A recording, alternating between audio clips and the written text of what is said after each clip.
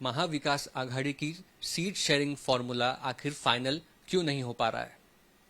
मातोश्री पर उद्धव ठाकरे और शरद पवार के बीच में एक बैठक हुई जिसमें कांग्रेस का कोई नेता मौजूद नहीं था। माना जा रहा है कि सांगली को लेकर आप कह सकते हैं कि कांग्रेस और शिवसेना के बीच में संघर्ष है कि ये दोनों ही पार्टी जो है ये सीट का दावा कर रहे हैं।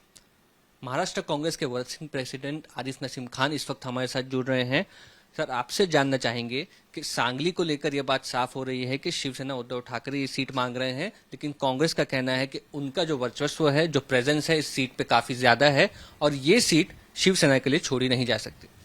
देखिए, ये बात साफ है कि सांगली परंपरागत कांग्रेस की सीट रही है और हमेशा से रही है, और आज भी वहां के सभी नेता और सभी कार्यकर्ता चाहते हैं कि कांग्रेस पार्टी लड़े। तो कांग्रेस पार्टी अपने स्टैंड पे कायम है कि सांगली में हमारे पास मजबूत उम्मीदवार है, हम जीत सकते हैं। सांगली के लोगों का समर्थन कांग्रेस के साथ बड़े पैमाने पर है, विधायक हमारे वहां पर हैं उस जिले में।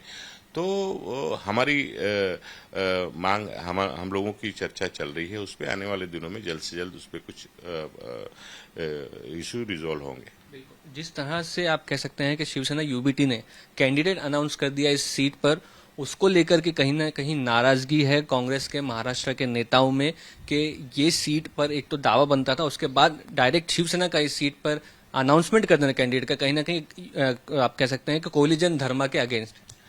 ठीक है, जहां इतना बड़ा कोलिशन है, आज चार चार पार्टी का कोलिशन है। आज पवार साहब की राष्ट्रवादी कांग्रेस इस महाविकास आघाड़ी में है, उद्धव जी की शिवसेना है, प्रकाश अंबेडकर जी साथ में आ रहे हैं। तो कुल मिलाकर सभी को अपने ये लगता है, हर पार्टी को लगता है कि कहीं ना कहीं हमारे ज्यादा उम्मीदवार हों, ज्यादा सीटें हमें मिले। लेकिन अल्टीमेटली कांग्रेस, चाहे कांग्रेस पार्टी के लीडरशिप हो या पवार साहब हो या उद्धव जी हो या प्रकाश अंबेडकर जी हो, सबका मानना आखिर में अल्टीमेटली एक ये है कि जो सीट से जो जीत सकता है उसने उस सीट पर चुनाव लड़ना चाहिए, और उसी हिसाब से हम लोग आगे बढ़ रहे हैं। और मोरलेस 99% सारे इशू रिजोल्व हो गए हैं। एक आध दो सीटों का है, जैसे भिवंडी का इशू है, सांगली का इशू है, ऐसे जो एक दो इशू हैं वो बैठ के मुझे लगता है कि एक दो दिन में सभी नेता आपस में चर्चा करके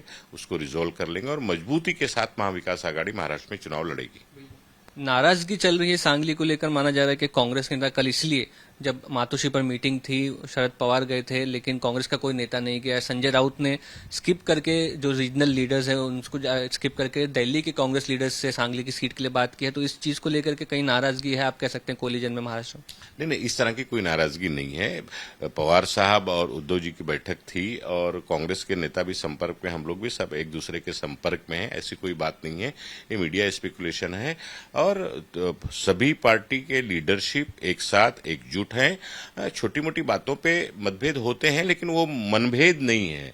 उन मतभेदों को चर्चा के द्वारा उसको पूरी तरह से छुड़ा लिया जाएगा और एकजुट होकर महाराष्ट्र में हम लोग चुनाव लड़ेंगे। तो आपने कहा कि 4 पार्टियां हैं एमवीए में महाराष्ट्र में, तो वंचित बहुजन आघाड़ी का इस वक्त जिक्र करना चाहेंगे कि उनके साथ अभी भी सीट शेयरिंग फॉर्मूला फाइनल नहीं है और ऐसा लग रहा है कि कल तक प्रकाश अंबेडकर किसी तरह की अलग एक आप कह सकते हैं कि कदम जो है उठा सकते हैं, अपने खुद के कैंडिडेट्स अनाउंस कर सकते हैं महाराष्ट्र में। नहीं, हमें विश्वास है कि जो लड़ाई कांग्रेस पार्टी, खरगे जी, राहुल गांधी जी या शरद पवार जी या उद्धव जी इस देश के लोकतंत्र को, संविधान को बचाने की लड़ाई लड़ रहे हैं, और जिसके तहत लोगों ने अपनी अपनी नीतियों को अलग करके एकजुटता इंडिया गठबंधन खड़ा किया है, तो प्रकाश अंबेडकर जी भी उसी सोच के हैं। वो भी चाहते हैं कि देश का लोकतंत्र बचे, देश का संविधान बचे, इसीलिए वो साथ में आ रहे हैं। रहा सीटों के बंटवारे को लेके, तो मैंने जैसे पहले कहा कि आने वाले एक दो दिनों में मुझे लगता है कि सारा इशू जो सीट बंटवारे का लेके है वो सॉल्व हो जाएगा और हम लोग मजबूती से महाराष्ट्र में चुनाव लड़ेंगे। कहीं ना कहीं वीबीए को ऐसा लग रहा है कि कांग्रेस ने जो सीटें दे दी है, धुले और अकोला की सीट कांग्रेस ने छोड़ी हुई है, बाकी जो आपके जो सहयोगी दल है उनकी द्वारा सीट नहीं दी जा रही, इसीलिए कहीं ना कहीं कोलिजन अभी तक वंचित के साथ अटका हुआ, ऐसा कह सकते हैं? हाँ, नहीं, बातें हो रही हैं। कांग्रेस ने अपने कोटे से जो सीट देना था वो दे दी है, ऑफर कर दिया है। शिवसेना को ऑफर करना है और पवार साहब की राष्ट्रवादी पार्टी को ऑफर करना है। वो सब प्रोसेस चल रहा है। मुझे लगता है कि आज शाम तक सारी क्लैरिटी आ जाएगी। मुंबई की सीट को अगर देखें लोकसभा की, तो एक तरह से साउथ सेंट्रल जो सीट है उस पे माना जा रहा है कि कोई सेलिब्रिटी या नाम ऐसा आ रहा है कि वेटरन एक्टर जो है राज बब्बर जी, वो चुनाव लड़ सकते हैं कांग्रेस की टिकट पर। तो इस बारे में कोई सहमति बन पाई है अभी तक? देखिए, बहुत सारे उम्मीदवार कांग्रेस पार्टी के पास हैं, लेकिन क्योंकि चौथे पांचवें फेज में ये मुंबई का चुनाव है, अभी बाकी के जो पहले, दूसरे, तीसरे फेज के चरण के जो चुनाव हो रहे हैं उस पर सारी चीज चल रही है।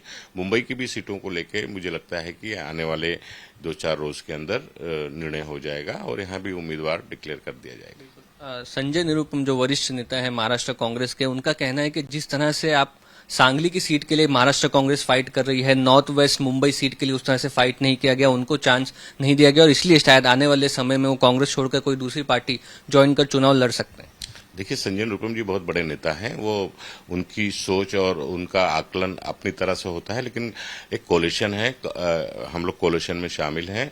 हम लोगों ने नॉर्थ वेस्ट सीट कांग्रेस के लिए बिल्कुल हम लोग अभी भी मांग रहे हैं। अभी भी हमारी चर्चा चल रही है, नॉर्थ वेस्ट हमें मिलना चाहिए, नॉर्थ साउथ सेंट्रल सीट हमारे परंपरागत सीट रही है वो हमें मिलना चाहिए।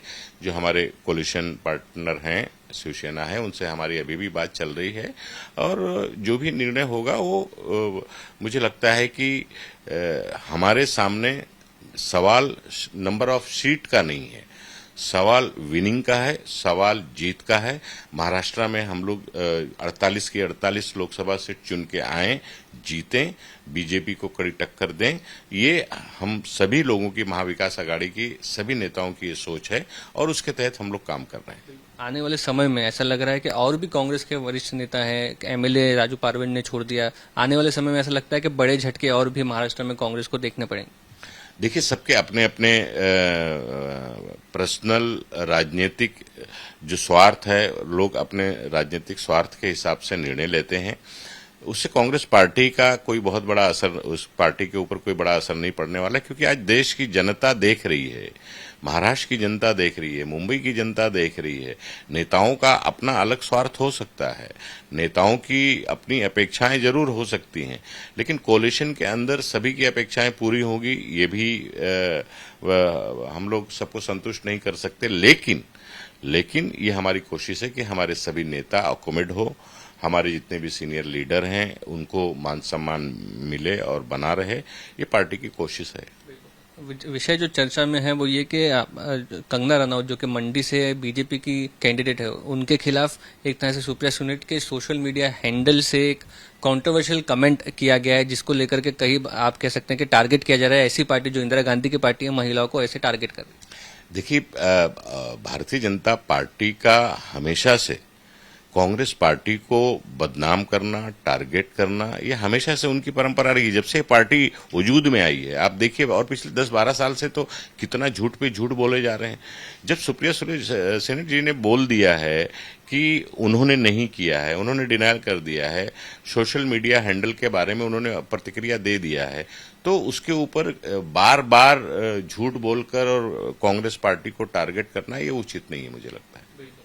आरिफ नसीम खान, जिनका कहना है कि महाराष्ट्र में महाविकास आघाड़ी के बीच में मतभेद है, मनभेद नहीं है, कुछ सीटों पर मामला अटका हुआ है, वो सुलझाया जाएगा और साफ तौर पर कोशिश की जाएगी कि प्रकाश अंबेडकर की वंचित बहुजन आघाड़ी महाराष्ट्र में एक साथ चुनाव लड़े। कैमरा पर्सन सचिन सावंत के साथ मुस्तफा शेख, मुंबई आज तक।